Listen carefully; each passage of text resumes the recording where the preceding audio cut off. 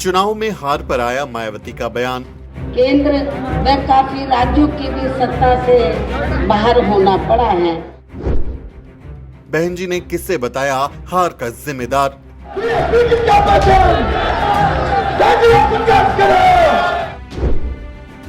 BSP की करारी हार पर बहन जी क्या बोली। हमने टिकट बंटवारे के मामले में भी संघ समाज के लोगों को उचित भागीदारी दी है। लोकसभा चुनाव में बुरी तरह हारने के बाद बसपा अध्यक्ष मायावती का पहला जवाब आ गया है। उन्होंने चुनाव पर अपनी पहली प्रतिक्रिया दी है।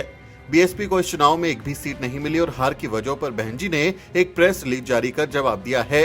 मायावती ने अपनी हार के लिए मुस्लिम समाज को जिम्मेदार ठहराते हुए कहा कि भरपूर टिकट देने के बावजूद भी मुसलमानों ने बीएसपी को वोट नहीं दिया।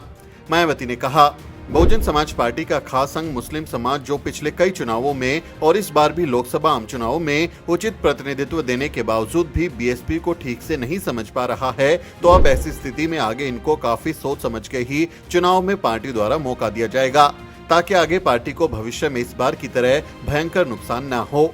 आपको बता दें कि मायावती ने इस बार यूपी में किसी भी पार्टी के मुकाबले सबसे ज्यादा टिकट मुसलमानों को दिए थे। मायावती ने कुल 35 मुस्लिम उम्मीदवार उतारे थे, लेकिन मुसलमानों ने एक तरफा इंडिया अलायंस को वोट किया और बसपा से उन्होंने दूरी बना ली।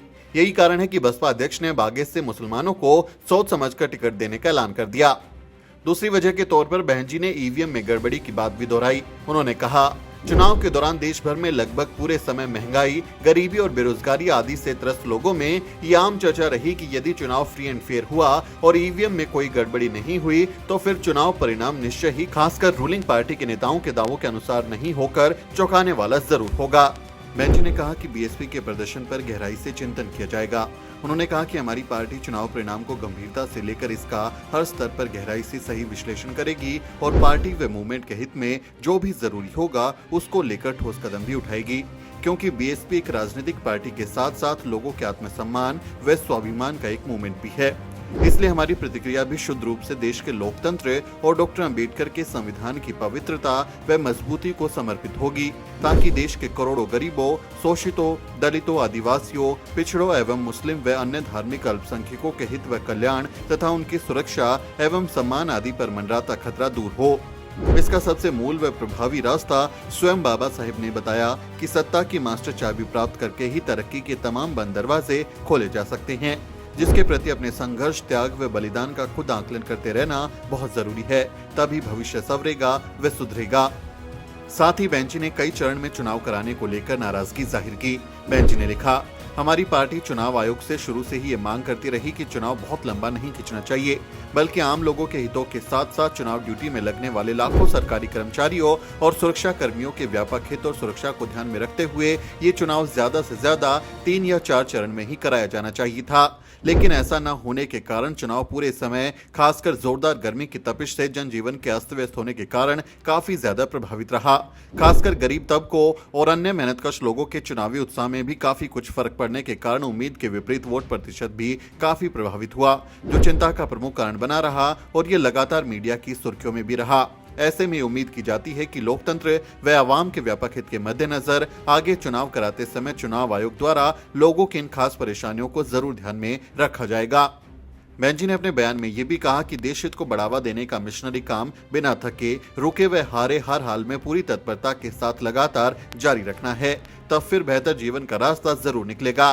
साथ ही बहन जी ने अपने समाज के वोटरों का शुक्रिया अदा भी किया जिन्होंने बसपा को वोट किया। लेकिन बीएसपी की हार ने कई गंभीर सवाल खड़े कर दिए हैं कि अब बसपा का भविष्य क्या होगा। बसपा के दलित मुस्लिम फैक्टर ने भी काम नहीं किया और बसपा का यूपी में वोट शेयर करीब 10% कम होकर 9.38% पर आ गया। पिछली बार 2019 के लोकसभा चुनाव में बसपा ने 10 सीटें जीती थी, लेकिन इस बार बसपा एक भी सीट नहीं जीत पाई।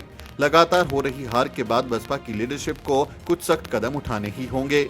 इस बारे में आपकी क्या राय है? आप बसपा की हार को कैसे देखते हैं? कमेंट करके जरूर बताएं। आपसे अपील है कि वीडियो को शेयर करें और द न्यूज बीट को सब्सक्राइब करना ना भूलें। वीडियो के अंत में आपसे एक छोटी सी अपील। साथियों, अगर आपको द न्यूज वीक का काम पसंद है और आप चाहते हैं कि हम यूं ही अम्बेडकरवादी पत्रकारिता करते रहें, तो हमारी आर्थिक मदद जरूर करें। आप अपनी स्क्रीन पर दिखाई दे रहे इस क्यूआर कोड को स्कैन करें और न्यूज वीक फाउंडेशन के खाते में अपनी दान की राशि भेजें। क्यूआर कोड के अलावा आप यूपीआई के जरिए भी मदद कर सकते हैं। आप हमारी यूपीआई आईडी newsweek@yes बैंक पर भी मदद भेज सकते हैं। इसके अलावा आप हमारे अकाउंट में भी मदद भेज सकते हैं। खाते का नाम है news week foundation, account number है 02358800000640।